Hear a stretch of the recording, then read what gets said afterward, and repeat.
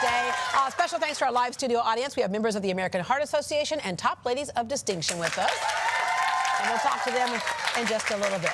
Okay, so what chili is to Texas, what clam chowder is to New England, gumbo is to Louisiana, and of course Houston. All kinds of things can go into it, but first you have to master the rules of the Roux. Gumbo is so rich in culture that it actually has its own movie. Did you hear me? It has its own movie, yes. All right, Alyssa Rachelle is the director of the movie Gumbo. She's also joined by Timothy Malcolm, dining editor with the Houstonia magazine, Chef Ryan Savoy, St. Arnold's Brewing, and Chef Manny Viveros with Roux. Hello there.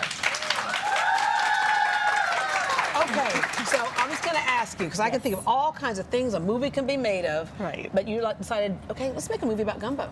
Yes, Starring I did. Gumbo. Right, exactly. How'd that come about? Now, actually, at the time, I didn't know how to make gumbo. I grew up eating gumbo, being from Port Arthur with family from Louisiana. I grew up eating it. My mom knows how to make it. My grandma makes it. So I never wanted to try to make it because it's so complex. Right. And so I said, well, I want to shoot my grandmother teaching me. I want to shoot my husband's uncle teaching him. And so I thought, well, where does it come from? Do other people make it differently? And before you knew it, there's a documentary there, absolutely. right? Because it's all kinds of great information. So much. All right, so you hit the ground running, and you decided you had to go kind of to ground zero, Louisiana. Absolutely.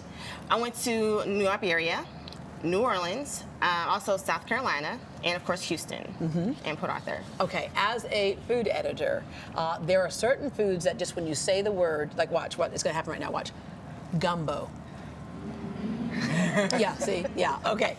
It's just, there's so much more to it, right? And then when you say gumbo, you got to ask yourself a lot of questions, like the dark roux, the light roux, the what's in your gumbo, right? Yeah, there's so much. I mean, you can have a thick roux, you can have a thinner roux, a brown roux. You can do seafood gumbo, you can do chicken and sausage gumbo. Of course, okra. You know, some gumbos will have okra, some won't. Tomatoes, some gumbos have tomatoes and some don't. You really kind of it just the whole world of gumbo is so vast, and yet it's such a regional cuisine.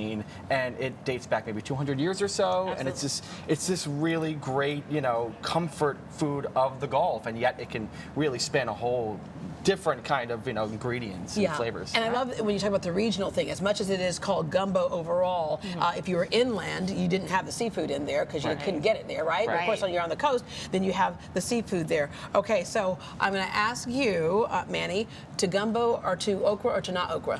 We don't do any okra. No okra. No okra. Is it because you just don't like okra?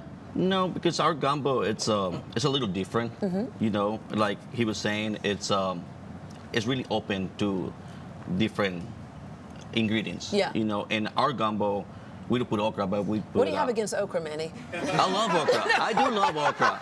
I love okra. But it speaks to, again, the things that you can put in it, and some things that aren't so common. For example, being at St. Arnold's, you're throwing a little. Oh, we've got our beer in there for sure. Yes, yes. You can drink and eat all at the same time, right? Speaking of St. Arnold's, we've known as a brewery for a long time, but not long ago opened up a restaurant as well. Yeah, we've been open for about 7 months now. We've had food in the older facility going on about 6 years now. I've worked for them for 6 years.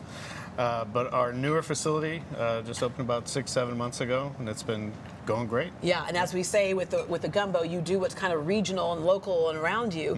We see that in the beers too. Oh, for sure. Yeah, yeah. We're very, very Texas-centric with a lot of the things that we make. All right, Manny, what's in this gumbo that we have in front of us? Well, this gumbo we use jalapeno sausage instead of okra. Y'all can eat. Okay, cool. Thank you. And also we have a Gulf shrimp and jumbolone crab meat. Okay. And you're gonna taste the little spice to it because we have cayenne pepper in there, and plus the jalapeno sausage that give the extra kick in the gumbo. This is so good. Okay, so in doing your documentary, the battles that we talked about, okra versus no okra, what did you find? It's a mix, and you have some people that truly believe that it's not gumbo unless you have okra in it. Because as we found and as we know that gumbo gets its names derived from Africa, meaning okra. So some people believe, well, it's not gumbo unless you have okra in it. And some people, like, I didn't grow up with okra in my gumbo either. So I truly believe it's a preference, but there's some people who truly believe, no, it has to be okra in it. Yeah, and there's that whole storyline, because they believe that, like with black eyed peas, same thing, that not indigenous to the United States, right? And it came over in the seeds of clothing of slaves. The seeds came over, and that's how kind of okra came about. Exactly. And the whole bit. All right, dark roux, light roux. I think the darker the roux, Me too. I grew up with the darker roux. Yeah. You know, and then there are people who say, you know, they look at the color of the gumbo to say if it's really gumbo or if they're gonna eat it or not. But during this documentary, I've had gumbo of lighter roux, not too light, but like a caramel brown color or darker roux, and it still tastes good. Yeah, and we have an example of a lighter roux over here. And then, of course, one that's just the chicken and sausage, and the one that's the seafood involved in there as well. Okay, oh, this is so good.